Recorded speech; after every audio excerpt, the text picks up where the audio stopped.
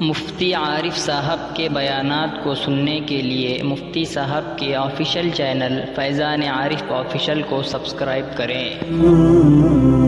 بسم اللہ الرحمن الرحیم۔ محترم حضرات، السلام علیکم ورحمۃ اللہ وبرکاتہ۔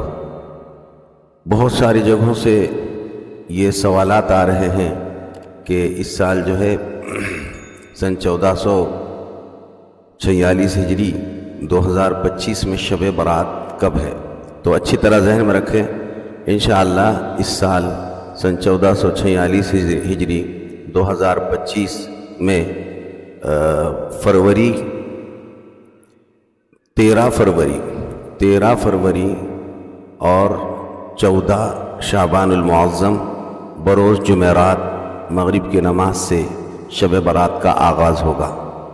آنے والی جمعرات کو یعنی کل ہی جمعرات کو شب برات ہوگی، لہٰذا شب برات کی تیاری میں لگے رہیں اور اس کے لیے خصوصی چند معمولات کا اہتمام کر لیں۔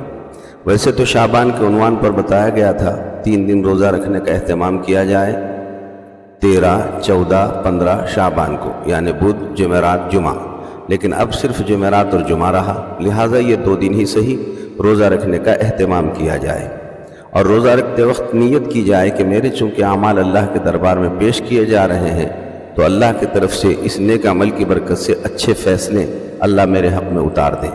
دوسری بات اس وجہ سے بھی کہ اللہ رب العالمین کے جانب سے شب برات میں آسمان سے تقدیر کے فیصلے اتارے جاتے ہیں، تو ہماری یہ نیت ہونی چاہیے، اے اللہ جب تقدیر کے فیصلے آپ اتار رہے ہیں تو اب آپ سے درخواست ہے۔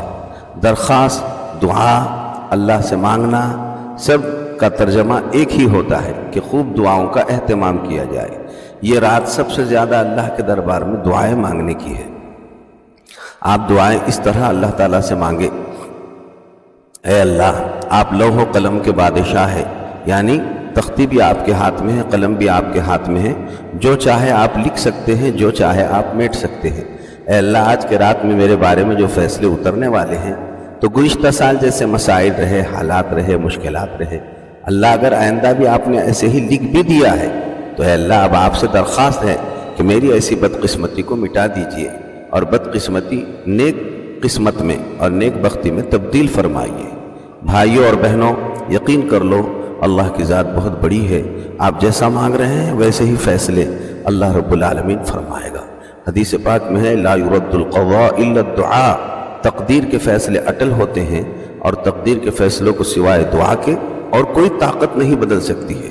آپ جب دعا مانگتے ہیں تو اللہ نے لوح محفوظ میں لکھے ہوئے فیصلے بھی اللہ تعالیٰ بدل ڈالتے ہیں، لہٰذا اللہ سے کہو اے اللہ ہمارے گھر میں کئی سال ہوئے، اب فلاں بیمار ہیں، ان کو صحت نہیں ملی، اب آئندہ ان کو صحت لکھ دیجئے، اولاد نہیں ہیں، اللہ اولاد کے فیصلے فرما دیجئے، روزی روٹی نہیں ہے، اللہ روزی روٹی کے فیصلے فرما دیجئے، بیٹی داماد میں اور بہو بیٹے میں اللہ زمانوں سے جھگڑے ہیں، اللہ ان میں محبت پیدا فرما دیجئے، اے اللہ ہمارے لیے خیر اور عافیتوں کے فیصلے فرمائیے، خصوصاً ملک اور ملت کے حق میں اے اللہ بڑا جبر، تشدد اور ظلم ستم پورے ملک میں خصوصاً اور سارے عالم میں عموماً ایمان والوں پر پھیلایا جا رہا ہے۔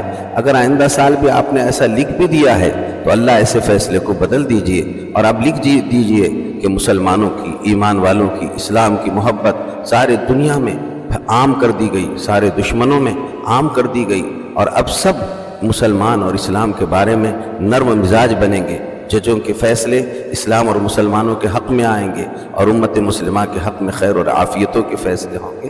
بھائیوں اور بہنوں، اس طرح رات بھر اللہ سے دعا مانگنے میں گزاریے، گھنٹوں رو رو کر مانگیے۔ دیکھیے آج کا چانس مت گمائیے، اللہ نے بہت اچھا موقع دیا ہے، دعا مانگنے کا اہتمام فرمائیے۔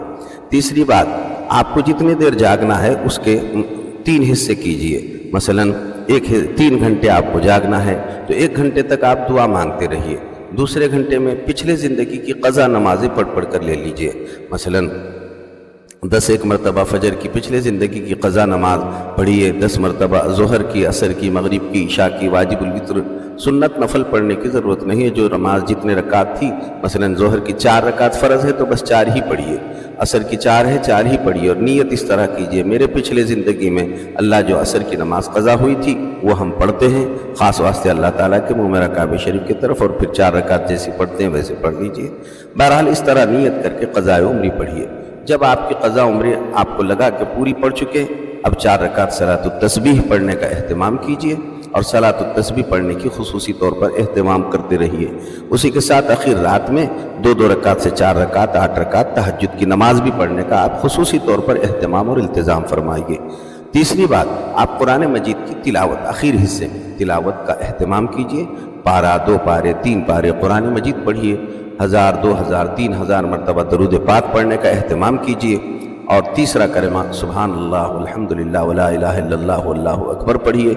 100 मरतबा सुभान अल्लाहि व बिहम्दिही सुभान अल्लाहिल अज़ीम, सुभान अल्लाहि व बिहम्दिही सुभान अल्लाहिल अज़ीम पढ़ते रहिए। इस तरह से आपकी रात गुजरनी चाहिए। और ख़ास बात का एहतमाम कीजिए कि गुनाह मत होने दीजिए, गुनाह नहीं होना चाहिए। हर छोटे और बड़े सब गुनाहों को छोड़िए, उस पर तौबा अल्लाह के दरबार में कीजिए। बहुत अच्छा शानदार मौका अल्लाह ने दिया है, आइंदा के लिए बहरहाल खूब मांगते रहिए। याद आ जाए इस गुनाहगार मोहम्मद आरिफ को भी अपनी खुसूसी दुआ में याद रखिए, आपका बड़ा एहसान होगा। अल्लाह ताला सबकी इबादत और अमाल को बेइंतहा कबूल फरमाए। व आखिरु दावाना अनिल हम्दुलिल्लाहि रब्बिल आलमीन। फिर जहन में रखिए इंशाअल्लाह शब बारात कल बरोज़ जुमेरात जो है 13 फरवरी को होगी। कल बरोज़ जुमेरात 13 फरवरी शाम में मगरिब की नमाज से ही इसका सिलसिला शुरू हो जाता है। अस्सलामु अलैकुम।